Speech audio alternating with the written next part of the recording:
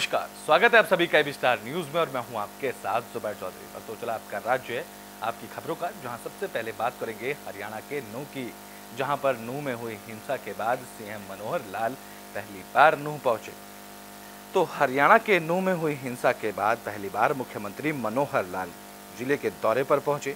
इस दौरान सीएम मनोहर लाल ने हिंसा वाले स्थान नलहड़ के शिव मंदिर में जलाभिषेक किया। इसके बाद नूंह हिंसा में शहीद हुए लोगों के घर और उनके परिजनों से उन्होंने मुलाकात की। साथ ही मुख्यमंत्री ने तावड़ू में खनन माफियाओं की ओर से शहीद हुए डीएसपी के परिवार को भी संवेदनाएं दी। इसके बाद सीएम मनोहर लाल ने पुलिस स्मृति दिवस पर पुलिस लाइन में आयोजित कार्यक्रम में शिरकत की, जहां शहीद पुलिस के जवानों को श्रद्धांजलि दी गई। खनन गतिविधि को रोकथाम में शहीद हुए डीएसपी सुरेंद्र के बेटे सिद्धार्थ और सिपाही सत्यवीर की पत्नी सुनीता को भी मुख्यमंत्री ने इस दौरान सम्मानित किया। इस दौरान शहीद डीएसपी के परिवार को हर संभव मदद देने का आश्वासन भी मुख्यमंत्री ने दिया।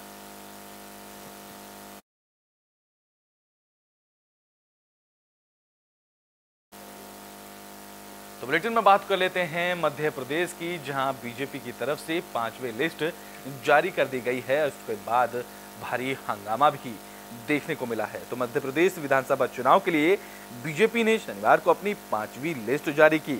इसमें 92 प्रत्याशियों के नाम पर मोहर लगाई गई। लिस्ट जारी होने के बाद बीजेपी की अंतर्कलह भी सामने आई और जबलपुर उत्तर मध्य विधानसभा क्षेत्र के अभिलाष पांडे को प्रत्याशी बनाए जाने से भड़के कार्यकर्ता सड़क पर उतरे। इस दौरान सैकड़ों की तादाद में कार्यकर्ता जबलपुर के रानीताल स्थित भाजपा के संभागीय कार्यालय पहुंचे और जमकर नारेबाजी की गई और तोड़फोड़ भी की गई। जहां भाजपा के संभागीय कार्यालय पहुंचे कार्यकर्ताओं ने केंद्रीय मंत्री और प्रदेश चुनाव के प्रभारी भूपेंद्र यादव के सामने जबरदस्त नारेबाजी की और हंगामा किया। जहां प्रदेश बीजेपी अध्यक्ष वीडी शर्मा ने से भी इस्तीफे की मांग की गई और इस दौरान बीजेपी के ही कार्यकर्ता अपनी पार्टी के खिलाफ धरने पर बैठ गए। इसके बाद काफी देर तक कार्यकर्ता नारेबाजी करते भी नजर आए। दरअसल ये पूरा बवाल जबलपुर के उत्तर मध्य विधानसभा सीट को लेकर शुरू हुआ, जहां भारतीय जनता पार्टी ने भारतीय जनता युवा मोर्चा के पूर्व प्रदेश अध्यक्ष अभिलाष पांडे को अपना प्रत्याशी बनाया है। अभिलाष के नाम की घोषणा होते ही उत्तर मध्य क्षेत्र के कार्यकर्ता भड़क उठे और सड़क पर उतरकर विरोध जताने लगे। इस दौरान कार्यालय पर पहुंचकर उन्होंने तोड़फोड़ की, मारपीट की, जिसमें केंद्रीय मंत्री और प्रदेश चुनाव के प्रभारी भूपेंद्र यादव के सामने भी कार्यकर्ताओं ने जमकर हंगामा किया। भारतीय जनता पार्टी द्वारा जो प्रत्याशियों की सूची घोषित की गई, इसमें उत्तर मध्य क्षेत्र के कार्यकर्ताओं के हृदय पे जो घात किया गया है और विश्वासघात किया गया है, नहीं किया जाएगा। एक बाहरी व्यक्ति जो मंडला लोकसभा क्षेत्र का निवासी है, उसको हमारे जबलपुर की सर्वाधिक प्रतिष्ठित और पूरे महाकौशल की फिजा बदलने वाली, जहां से पूरे महाकौशल को संदेश जाता है कि आज यहाँ जो होगा वो पूरे महाकौशल में होगा। पिछले बार भारतीय जनता पार्टी द्वारा अन्याय किया गया था, उसका परिणाम सबके सामने आया और इस बार भी यही परिणाम दोहराया जाएगा। उसके सबक न लेते हुए आज जो कुठाराघात वीडी शर्मा प्रदेश अध्यक्ष द्वारा किया गया हम लोगों के साथ व्यभिचार। तो मध्य प्रदेश में बीजेपी की तरफ से चुनाव को लेकर 5वीं लिस्ट जारी की गई, जिसमें कुछ लोग नाराज नजर आ रहे हैं, लेकिन कुछ लोग खुश भी नजर आ रहे हैं। तो मध्य प्रदेश विधानसभा चुनाव को लेकर बीजेपी ने 5वीं लिस्ट जारी कर दी। इस लिस्ट में 92 उम्मीदवारों के नाम शामिल हैं और इस बार इंदौर 3 से कैलाश विजयवर्गीय के बेटे आकाश विजयवर्गीय जो वर्तमान विधायक हैं, उनका टिकट कट गया है। इस दौरान राकेश गोलू शुक्ला को इंदौर 3 से टिकट दिया गया है। प्रत्याशियों की सूची में गोलू शुक्ला का नाम आते ही समर्थकों में काफी उत्साह देखा गया, जहां समर्थकों ने बाढ़ गंगा क्षेत्र में जमकर आतिशबाजी की। इस दौरान गोलू शुक्ला ने बयान दिया और कहा कि इंदौर 3 में आकाश विजयवर्गीय ने करोड़ों का विकास करवाया है, जिसे लेकर वो जनता के बीच पहुंचेंगे। और इस दौरान उन्होंने बीजेपी के कई जनप्रतिनिधियों के साथ ही इंदौर महापौर पुष्यमित्र भार्गव के अब तक के कार्यकाल की भी सराहना की। तो वहीं उन्होंने बड़े भाई संजय शुक्ला के कांग्रेस से चुनाव लड़ने को लेकर बयान दिया और इसे एक अलग विचारधारा बताया।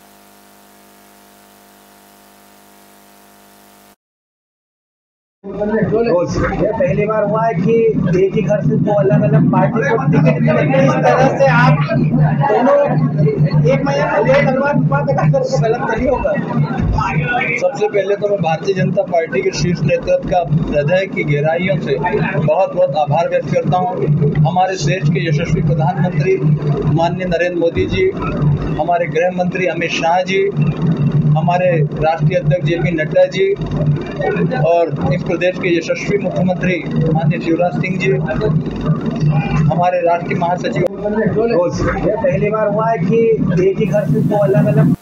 तो बुलेटिन में बात कर लेते हैं छत्तीसगढ़ के जांजगीर चांपा की, जहां कांग्रेस की तरफ से उम्मीदवारों की लिस्ट जारी होने के बाद अंतर्कलह तो देखी गई, लेकिन बाद में ये मामला शांत होता भी नजर आ रहा है।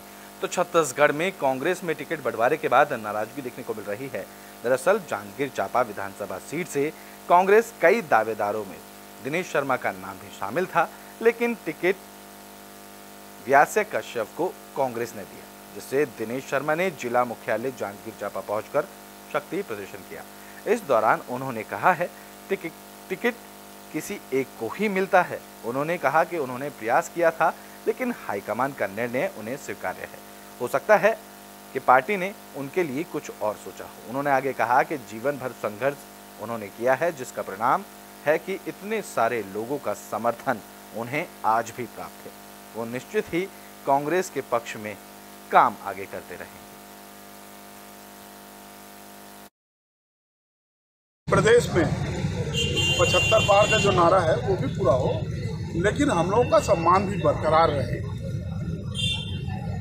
हम लोगों के सम्मान के लिए भी, हम हमारे कार्यकर्ताओं के सम्मान के लिए भी लड़ाई लड़ रहे हैं और इस संदर्भ में भी हमारी पहल रहेगी।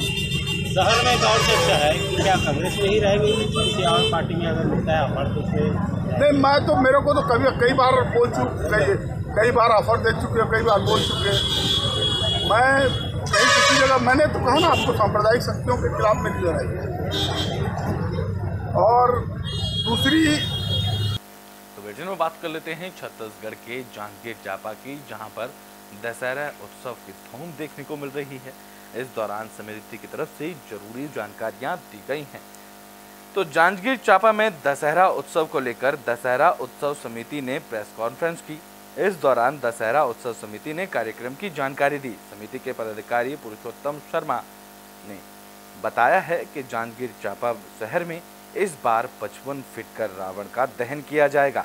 उन्होंने बताया कि रावण का दहन एक एक सिर से शुरू होगा और हर सिर दहन के साथ राम रावण संवाद डिजिटल लाइट और साउंड के जरिए होगा। इसके साथ ही आतिशबाजी की भी शानदार व्यवस्था की जाएगी। उन्होंने आगे कहा कि जो आकाश में रंग बिरंगी छत बिखेरी।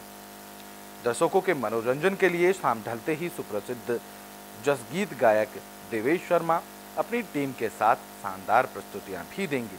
तो वहीं उन्होंने आगे कहा कि इस तरह Indian Idol fame Shiv Chaudhary की टीम की भी प्रस्तुतियां देगी। हर साल दशहरा उत्सव के दौरान ट्रैफिक की जाम व्यवस्था को देखते हुए इस बार प्रशासन ने चाक चौबंद व्यवस्था की है। तो इस बार जांजगीर चांपा में हाईटेक तरीके से दशहरा उत्सव मनाया जाएगा। सबसे पहले तो पूरे नगरवासी को, क्षेत्रवासियों को मैं नवरात्रि की शुभकामनाएं देता हूं और 24 तारीख को दशहरा उत्सव के संबंध में आज आप लोगों के समक्ष बैठक भी रखी गई थी, प्रेस वार्ता भी रखा गया था, जिसमें सारी जानकारियां दी गई है। मैं सिर्फ इतना कहना चाहता हूं कि पूरे चांपा नगर आसपास क्षेत्र के जितनी भी जनताएं हैं, सब दशहरा उत्सव में भालेराय मैदान में भव्य रूप से इस बार मनाया जाएगा। आप सभी के माध्यम से मैं सभी को आमंत्रित करता हूं और निश्चित ही इस बार सुनियोजित ढंग से दशहरा उत्सव का कार्यक्रम मनाया जाएगा। इस बार भालेराव मैदान में चांपा दशहरा उत्सव समिति भालेराव मैदान चांपा के नाम से इस कार्यक्रम को आयोजित की जा रही है और इसमें 55 फुट का रावण और उस रावण का दहन अलग अलग उनका जो सिर है और उन सिरों के माध्यम से रावण दहन होगा और प्रत्येक सिर के साथ राम रावण संवाद ये डिजिटल लाइट एंड साउंड के माध्यम से किया जाएगा। आतिशबाजी का विशेष व्यवस्था की गई है और इसमें वह आतिशबाजी आकाशीय रहेगी। और तो जांजगीर चांपा में शारदीय नवरात्रों की धूम देखने को मिल रही है, जहां मंदिरों में भक्तों का जन सैलाब उमड़ रहा है। तो जांजगीर चांपा में नवरात्रि के 8वें दिन देवी मंदिरों सहित दुर्गा पंडालों में भक्तों का रैला उमड़ा। जांजगीर चांपा कोरबा की सीमा फरसावनी में स्थित आदिशक्ति शिव भवानी मंदिर में भक्तों की आस्था देखने को मिल रही है। बता दें कि यहाँ शिव और शक्ति के रूप में भगवान शिव और दुर्गा माता की अपूर्व प्रतिमा स्थापित है, जिसके दर्शन मात्र के लिए भक्त अभिभूत हो जाते हैं। हर साल नवरात्रि में यहाँ मनोकामना ज्योति कलश जलाया जाता है। इस बार भी यहाँ 156 मनोकामना ज्योति कलश प्रज्वलित किए गए। भक्तों की आस्था इस मंदिर से जुड़ी हुई है और मान्यता है कि सच्चे मन से मांगी गई मुराद शिव शक्ति जरूर पूरी करते हैं।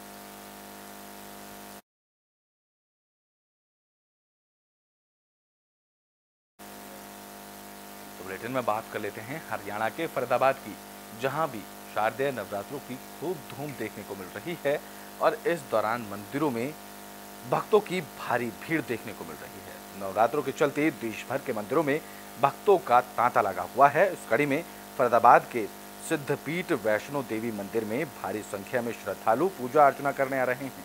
मंदिर के प्रधान के अनुसार कई दशक पुराना इस मंदिर का निर्माण उनके बुजुर्गों ने करवाया था।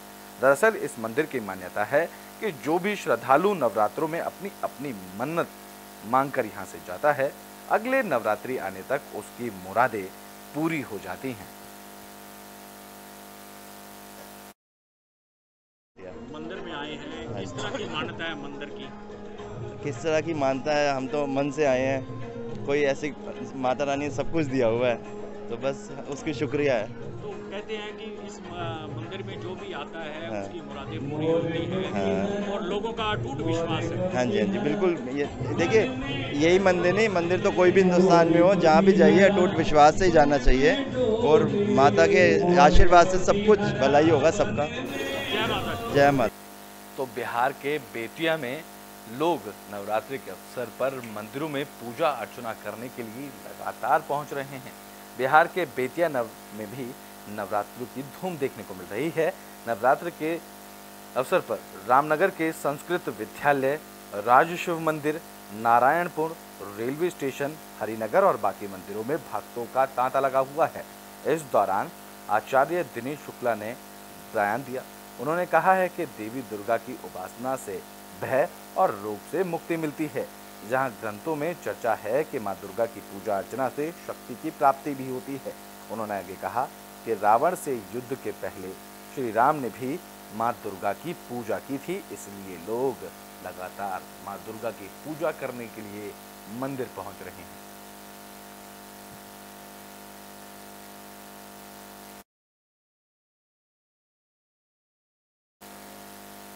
बुलेटिन में बात कर लेते हैं छत्तीसगढ़ के जांजगीर चांपा की, जहां गांव में कैमरे लगाए गए हैं।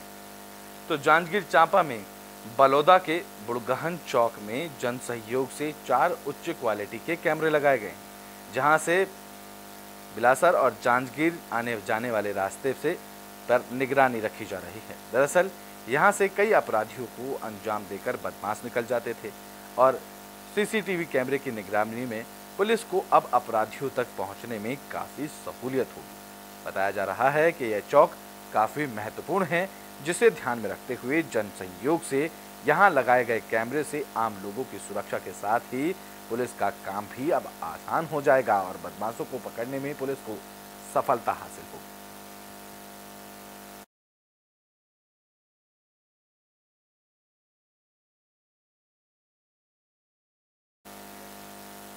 तो बुलेटिन में बात कर लेते हैं हरियाणा के फरीदाबाद की, जहां एक गजब ही लूट देखने को मिली है।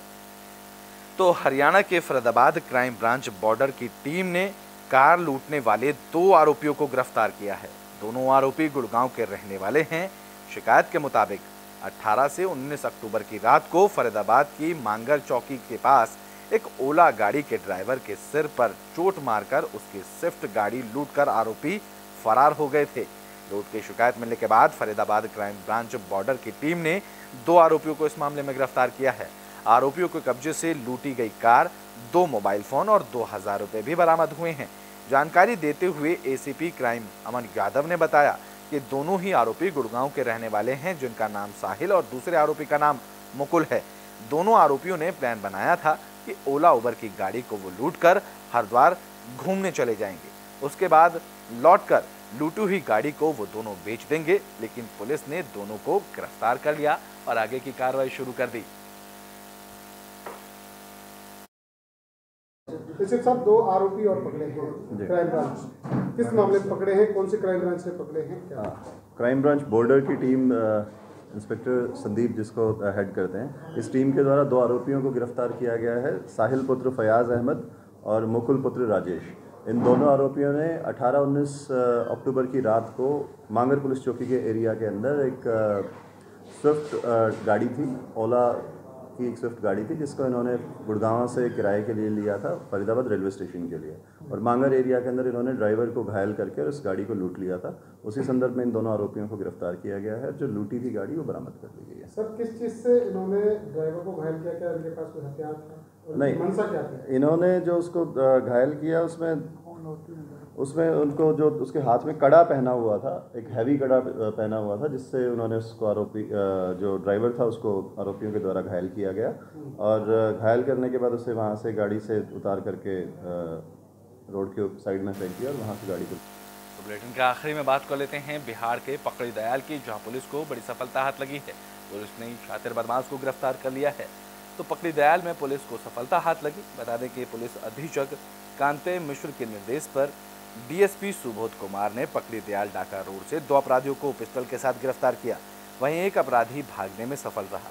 इस दौरान डीएसपी सुबोध कुमार ने प्रेस कॉन्फ्रेंस में बताया कि गुप्त सूचना मिली थी कि डाका रोड में कुछ संदिग्ध लोगों का जमावड़ा लगा हुआ है, जो किसी बड़ी घटना को अंजाम देने की फिराक में है। पुलिस ने छापेमारी कर मौके से 2 आरोपियों को गिरफ्तार किया, जबकि तीसरा अपराधी भागने में सफल रहा। गिरफ्तार अपराधी की पहचान विरक थाना सुरसन के अशोक पासवान और अरविंद ठाकुर के रूप में हुई है। अपराधियों के पास से एक पिस्टल, देसी कट्टा, 5 कारतूस, 2 चाकू, 2 मोबाइल और एक मोटरसाइकिल भी बरामद की गई है। तो वहीं पुलिस अब आगे की कार्रवाई में जुट गई है।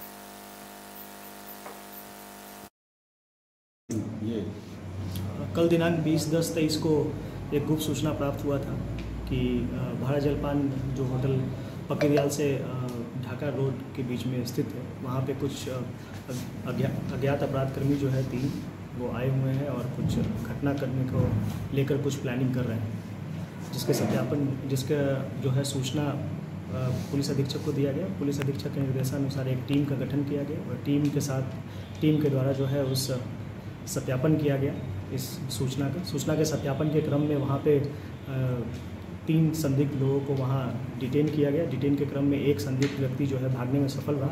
2 लोगों को वहाँ पकड़ा गया और जो बाइक पे बैठे हुए थे और बाइक को जब्त किया गया। दोनों व्यक्ति को जो तलाश लिया गया, दोनों व्यक्ति का जो नाम है वो अशोक पासवान और एक का अरविंद ठाकुर, दोनों ही सीतामढ़ी सुरसन के रहने वाले हैं। दोनों व्यक्तियों के तलाशी करने के क्रम में उनके पास से एक देसी पिस्टल और एक देसी कट्टा बरामद हुआ। तो आपका राज्य आपकी खबरों में भी के लिए बस इतना ही। देश और दुनिया की तमाम खबरों के लिए देखते रहें एबी स्टार न्यूज़।